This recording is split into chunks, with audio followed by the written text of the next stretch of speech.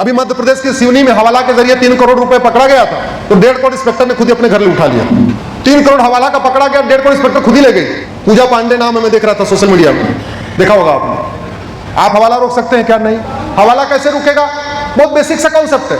जिस देश में जितनी बड़ी करेंसी होती है उतना ज्यादा ब्लैक मनी होता है, जितनी बड़ी करेंसी होती है उतना ज्यादा हवाला होता है। करेंसी की साइज छोटी कर दे, काला धन खत्म। करेंसी की साइज छोटी कर दे, हवाला खत्म। भारत में सरकारी आंकड़े बताते हैं कि पर डे 100 रुपए से 80% लोग पर डे 100 रुपए से कम खर्च करते हैं, ये सरकारी आंकड़े।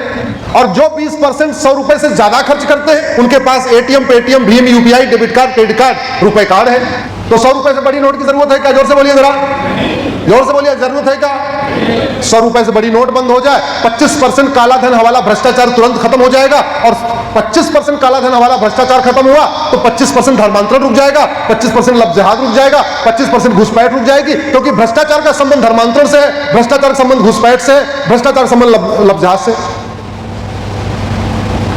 देखो भैया, डॉक्टर साहब, बीमारी ठीक करने के लिए इंजेक्शन लगवाना पड़ता है कि नहीं? इंजेक्शन में दर्द होता है कि नहीं? सिरप पीना पड़ता है, थोड़ा कड़वा होता है कि नहीं?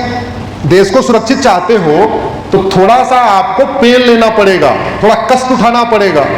जैसे पिछली बार हुई थी रात को 8 बजे, भाइयों और बहनों, आज के बाद से आपकी 2000 की नोट ऐसे दोबारा करना पड़ेगा। रात को 8 बजे, भाइयों और बहनों, आज के बाद 100 रुपए की बड़ी नोट तैयार है? हाथ उठाइए, तैयार है? 100 रुपए से बड़ी नोट बंद होना चाहिए, जोर से बोलिए।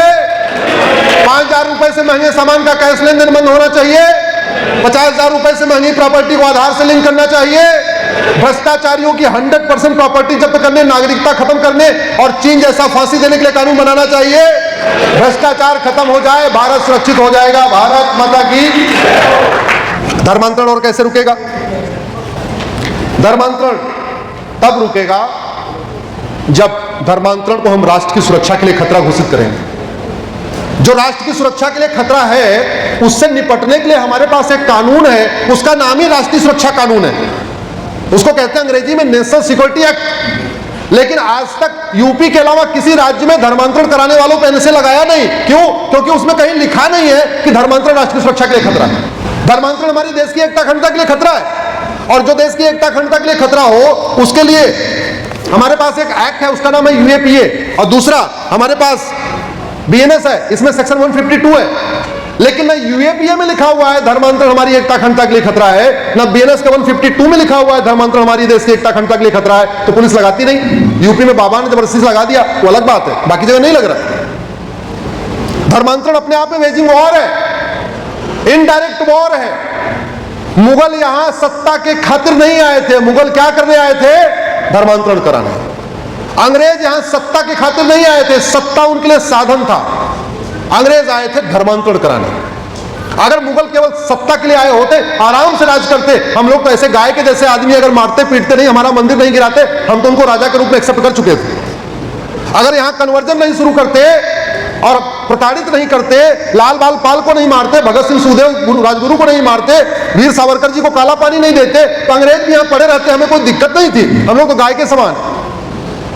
लेकिन मुगल आए इस्लाम को फैलाने, अंग्रेज आए क्रिश्चियनिटी को फैलाने, और आज की डेट में भारत में टोटल 28 राज्य है, 8 केंद्र शासित प्रदेश, टोटल हो गए 36 में से 9 राज्यों में हिंदू खत्म हो चुके हैं। इस डेमोग्राफिक इंबैलेंस में मेरी एक पीआईएल चल रही है। भारत में टोटल 800 जिले हैं, 800 जिलों में से 200 जिलों की डेमोग्राफी बदल चुकी है।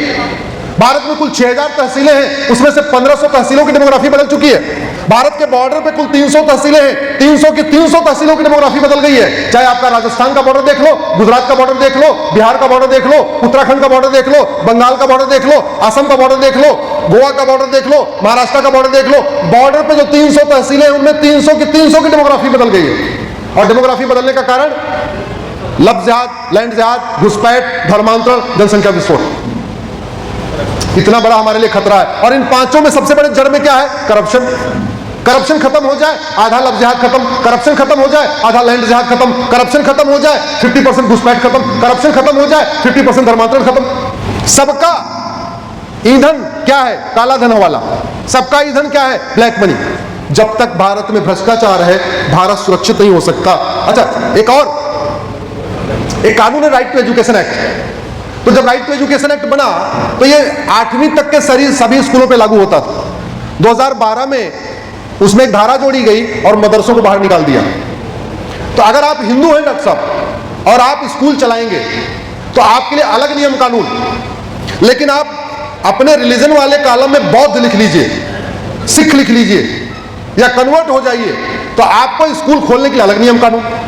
हिंदू है तो आपको 5 करोड़ रुपए सिक्योरिटी देना पड़ेगा, कन्वर्ट हो गए तो सिक्योरिटी देने की जरूरत नहीं।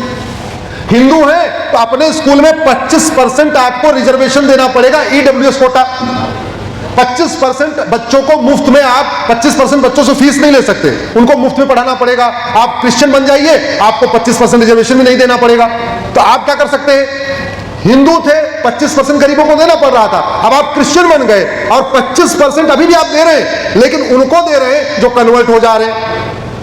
तो क्रिश्चियन मिशनरी स्कूल, चर्चेज के स्कूल, मॉन्टेसरी स्कूल सबसे बढ़िया कन्वर्जन का अड्डा बन गया। क्यों? क्योंकि 25% उनको मुफ्त में सीट देनी नहीं है और जिनको सीट देनी है उनको धर्मांतरण करा लेना। तो भारत में स्टेट स्पॉन्सर्ड कन्वर्जन हो रहा है। और कैसे हो रहा है? झुग्गी बस्ती में सारे गरीब रहते हैं, झुग्गी नंबर 1 में हिंदू, झुग्गी नंबर 2 में मुस्लिम, झुग्गी नंबर 3 में क्रिश्चियन। सबकी आर्थिक स्थिति एक जैसी है।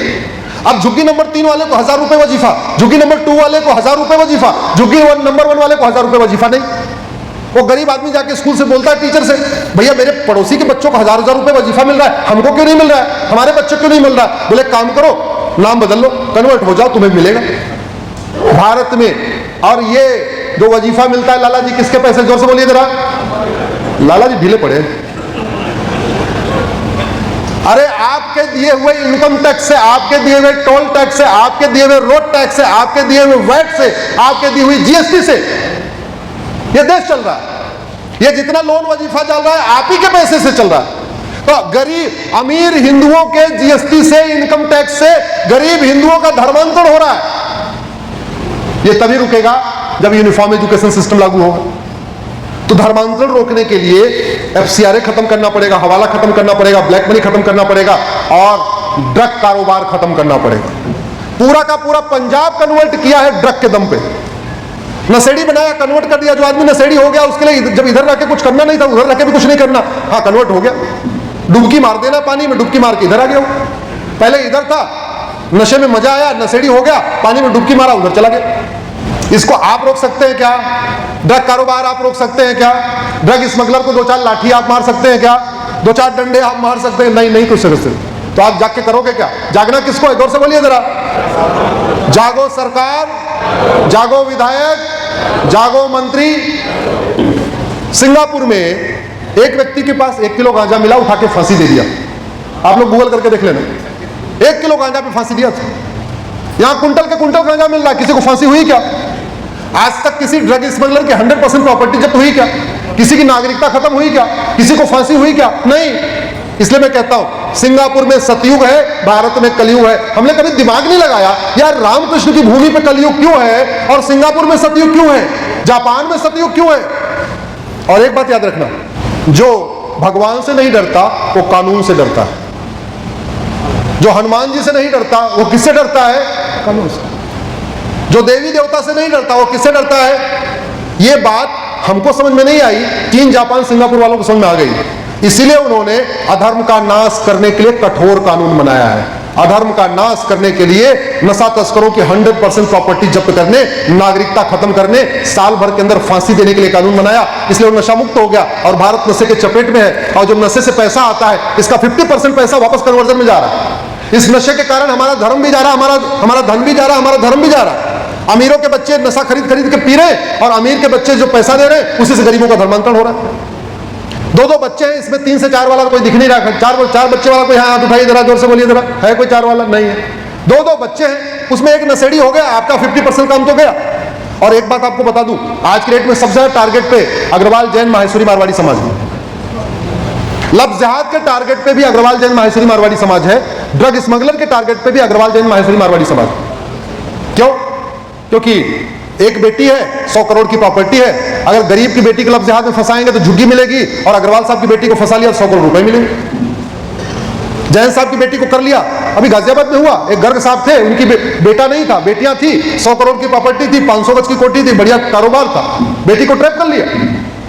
इसको बहुत गंभीरता के साथ समझ लेना। लूट झुग्गी में नहीं होती, लूट कहां होती है? जोर से बोलिए जरा। अगर ट्रेन चल रही है, उसमें स्लीपर भी है, चालू डब्बा भी है, थर्ड एसी भी है, सेकंड एसी भी है, फर्स्ट एसी भी है, सब ज्यादा मालदार लोग कौन से कोच में बैठेंगे? जोर से बोलिए। सबसे ज्यादा गरीब कहां बैठेंगे? चालू डब्बे में। सबसे ज्यादा अलर्ट किसको रहना चाहिए? फर्स्ट एसी वाले को। और सबसे ज्यादा निर्भीक होकर कौन सोता है? फर्स्ट एसी वाला। अलग ही दुनिया चल रही है। और ये लफ्ज़ जिहाद धर्मांतरण कैसे रुकेगा? तभी रुकेगा जब लफ्ज़ जिहाद धर्मांतरण और ड्रग स्मगलिंग को राष्ट्र की सुरक्षा के लिए खतरा घोषित किया जाएगा, देश की एकता अखंडता के लिए खतरा घोषित किया जाएगा, इनके ऊपर वेजिंग वॉर की धारा लगेगी, इनकी 100% प्रॉपर्टी जब्त करने, नागरिकता खत्म करने और फांसी देने के लिए कानून बनेगा। तभी ड्रग स्मगलिंग रुकेगी, तभी लफ्ज़ जिहाद रुकेगा, तभी लैंड जिहाद रुकेगा और तभी धर्मांतरण रुकेगा। मैं गारंटी के साथ कहता हूं 90% लफ्ज़ जिहाद धर्मांतरण और ड्रग स्मगलिंग मात्र 1 साल के अंदर रोकी जा सकती है और 99% 5 साल के अंदर रोकी जा सकती है। यह मैं गारंटी देता हूं। बस कानून बदलना पड़ेगा, व्यवस्था बदलनी पड़ेगी, जस्टिस विद इन ईयर लागू करना पड़ेगा। एक मैंने मुहिम शुरू किया है, जस्टिस विद इन ईयर। सभी मुकदमों का फैसला 1 साल में, साल भर के अंदर होना चाहिए। जो दंड मिले वो साल भर में मिल जाए, उससे जीडीपी भी बढ़ जाएगी। बिजनेस व्यापारी सबसे ज्यादा परेशान है लंबे मुकदमों के कारण। वो कॉन्ट्रैक्ट कर लेते हैं, उनका 20 साल तक कॉन्ट्रैक्ट का मुकदमा चलता रहता है। बेचारे बड़े लोग परेशान है, अपना घर खाली नहीं करा पाते। एक मेरे पास जयपुर का केस आया था, 40 साल लड़ने के बाद अपना मकान खाली कराया, वो भी गर्ग साहब थे। तो ये भारत में कानून बदलने की जरूरत है। जब तक ये बदलेगा नहीं, तब तक व्यवस्था नहीं बदलेगी। इति श्री तृतीय अध्याय समाप्ति। भारत माता की